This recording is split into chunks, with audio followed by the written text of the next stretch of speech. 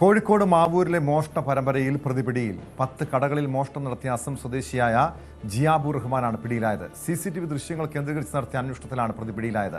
വിവരങ്ങളുമായി അഭിലാഷ് രാധാകൃഷ്ണൻ ചേരുന്നുണ്ട്. അഭിലാഷ്, കഴിഞ്ഞ ഈ മാവൂരിൽ വലിയ രീതിയിലുള്ള മോഷണ പരമ്പര നടക്കുന്നു. ഈ വ്യാപാരികൾ അടക്കം വലിയ ആശങ്കയിലായിരുന്ന സാഹചര്യമുണ്ടായി. ഇപ്പോൾ എങ്ങനെയാണ് ഈ പ്രതിയെ പിടികൂടാൻ കഴിഞ്ഞത്? ടോം, കഴിഞ്ഞ ചൊവ്വാഴ്ചയാണ് മാവൂർ പ്രദേശത്ത് 3 പ്രദേശങ്ങളിലായിട്ട് ഒരു മോഷണ പരമ്പര തന്നെ ഉണ്ടാകുന്നത്. അതിനുശേഷം ഇന്നാണ് ഇപ്പോൾ പ്രതി പിടിയിലായിരിക്കുന്നത്.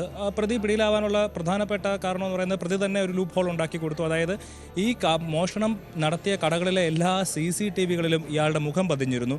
ഇതാണ് ഈ കേസിൽ നിർണായകമായത്. ഇയാൾ മാവൂരിലുള്ള മാവൂർ അങ്ങാടി, പൈപ്പ് ലൈൻ, അതുപോലെ ആലിൻ ചുവട് എന്നിങ്ങനെ മൂന്ന് സ്ഥലങ്ങളിലുള്ള 10 കടകളിൽ പുലർച്ചെ 12 മണി മുതൽ 3 മണി വരെയുള്ള 3 മണിക്കൂറിൽ 10 കടകളിൽ പൂട്ട് പൊളിച്ചകത്ത് കയറി മോഷണം നടത്തി എന്നുള്ളതാണ് ഇയാളെ പറ്റി പ്രധാനമായിട്ട് വരുന്നത്. അതായത് വളരെ ചുരുങ്ങിയ സമയം കൊണ്ട് നിരവധി കടകളിൽ കയറി മോഷണം നടത്താനുള്ള പ്രാവീണ്യമുള്ള ഒരു പഠിച്ച കള്ളനാണ് ഈ അറസ്റ്റിലായ അസം സ്വദേശി ജിയാബുർ റഹ്മാൻ. ഇയാൾക്കെതിരെ പല പോലീസ് സ്റ്റേഷൻ പരിധികളിലായിട്ട് നിരവധി മോഷണ കേസുകളും മോഷണ ശ്രമ കേസുകളും നിലവിലുണ്ട്. അപ്പോൾ ഇയാൾ കേരളത്തിൽ കോഴിക്കോട് മാവൂരാണ് ഇയാൾ ഇപ്പോൾ അവസാനമായി തെരഞ്ഞെടുത്തത്. പക്ഷേ അവിടെ വെച്ചിട്ടാണ് ഇയാൾക്ക് പിടിവീഴുന്നത്. അരീക്കോട് നിന്നിട്ടാണ് പോലീസ് ഇയാൾ അറസ്റ്റ് ചെയ്തത്. അതായത് ചൊവ്വാഴ്ച പുലർച്ചെ 12 മണിക്ക് തിരഞ്ഞെടുത്ത കുറച്ച് കടകളിൽ മാവൂർ അങ്ങാടിയിലെയും പൈപ്പിൻ ചുവടിലെയും അതുപോലെ പൈപ്പ് ലൈൻ ജംഗ്ഷനിലെയും ഒക്കെ ആലിൻ ചുവട്, പൈപ്പ് ലൈൻ ജംഗ്ഷൻ തുടങ്ങിയ സ്ഥലങ്ങൾ തിരഞ്ഞെടുക്കുന്നു മോഷണത്തിനായിട്ട്. പുലർച്ചെ 12 മണിക്ക് തന്നെ ഇയാൾ കടകളിലെത്തുന്നു. കടകളിലെ പൂട്ടുകൾ പൊളിക്കുന്നു. അതിനുശേഷം കടകളിൽ കയറി മോഷണം നടത്തുന്നു.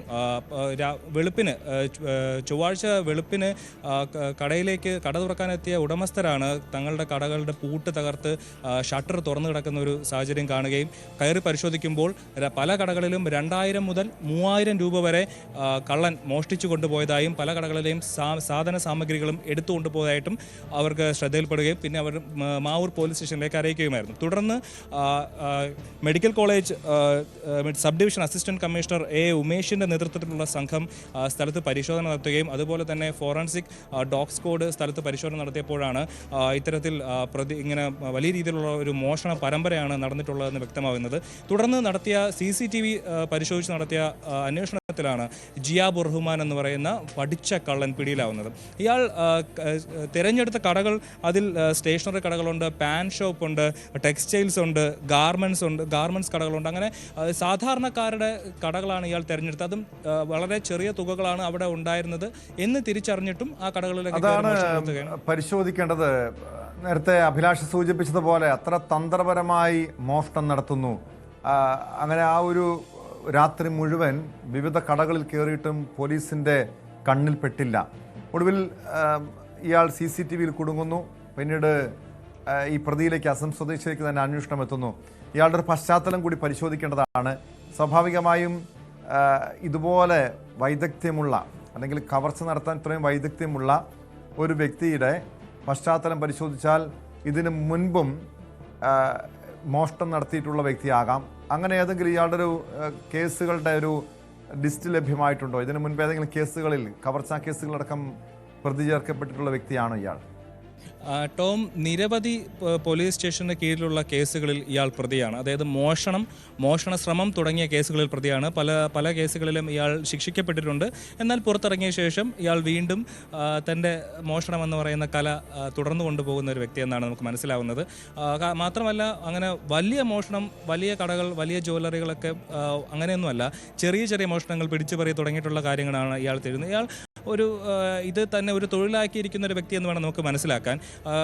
മാത്രമല്ല, വളരെ വേഗം കടകൾ തുറക്കാനും, അത് കാരണം നമുക്കറിയാം 3 മണിക്കൂർ കൊണ്ടാണ് 10 കടകൾ ഒരു കള്ളൻ മോഷ്ടിച്ചിരിക്കുന്നത്. അതും അടുത്തടുത്ത പ്രദേശങ്ങളല്ല, 3 കവലകളിലുള്ള 10 കടകളെ തിരഞ്ഞെടുത്ത് മോഷ്ടിക്കുകയാണ് ചെയ്തത്.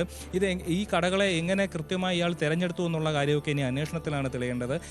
ഓരോ കടകളിലും കയറി പൂട്ട് പൊളിച്ച് ഷട്ടർ പൊളിച്ച് അകത്ത് കയറി പല കടകളിലെയും ചില്ലുകൾക്ക് പൊട്ടിച്ചത് എന്തിനാണ്? അയാളുടെ അയാളുടെ ഒരു മോഷണത്തിൻ്റെ ഒരു മോഡ് ഓഫ് ഓപ്പറാൻഡി അങ്ങനെയാണോ എന്നൊക്കെയുള്ള കാര്യങ്ങളൊക്കെ ഇനി പരിശോധിക്കേണ്ടതുണ്ട്. പക്ഷേ ഇയാൾ മോഷണം നടത്താൻ വിദഗ്ധനാണെങ്കിലും മോഷണം പിടിക്കപ്പെടുന്നതിൽ അയാൾ അത്ര വിദഗ്ധനല്ല, പിടിക്കപ്പെടാതിരിക്കാനുള്ള കാര്യത്തിൽ അത്ര വിദഗ്ധനല്ല. കാരണം കടകളിൽ CCTV ഉണ്ടെന്നുള്ള കാര്യം ശ്രദ്ധിച്ചിട്ടോ അല്ലാതെയോ അയാളുടെ മുഖം പതിഞ്ഞിരിക്കുന്നു. മുഖം മറയ്ക്കാനുള്ള ഒരു ബുദ്ധി പോലും ഈ കള്ളൻ കാണിച്ചില്ല എന്നുള്ളത് മറ്റൊരു പ്രധാനപ്പെട്ട കാര്യമാണ്. എന്തായാലും 10 കടകൾ മോഷ്ടിച്ച് രക്ഷപ്പെട്ടതും വേറൊരു പ്രധാനപ്പെട്ട കാര്യം, മാവൂർ പോലീസ് സ്റ്റേഷന് തൊട്ടടുത്തുള്ള ഈ സ്ഥലത്താണ് ഈ മോഷണം നടന്നിരിക്കുന്നത്. അതുകൊണ്ട് തന്നെ പോലീസ് സ്റ്റേഷൻ്റെ മൂക്കിന് തുമ്പിൽ ഇത്തരത്തിലൊരു മോഷണം നടന്ന് 2 ദിവസത്തിനുള്ളിൽ തന്നെ പ്രതിയെ പിടിക്കാൻ കഴിഞ്ഞതിൽ പോലീസിന് മുഖം രക്ഷിക്കാനുള്ളൊരു ഇതുകൂടെ ഈ കേസിലുണ്ട്. എന്തായാലും ഇയാൾ നടത്തിയ മറ്റ് കേസുകളിലും ഒക്കെ ഇനിയിപ്പോൾ തുമ്പില്ലാത്ത കേസുകളെല്ലാം ഇനി പോലീസിന് അന്വേഷിച്ച് കണ്ടെത്താം, ഇയാൾക്ക് മേലിൽ ശിക്ഷ വാങ്ങിച്ചു കൊടുക്കാമെന്നുള്ളതാണ് ഇതിൽ മറ്റൊരു പ്രധാന. തീർച്ചയായും അതെല്ലാം പുറത്തു വരേണ്ടതാണ്. അതിലേക്ക് പോലീസ് അന്വേഷണം നീക്കിയിട്ടുണ്ട്.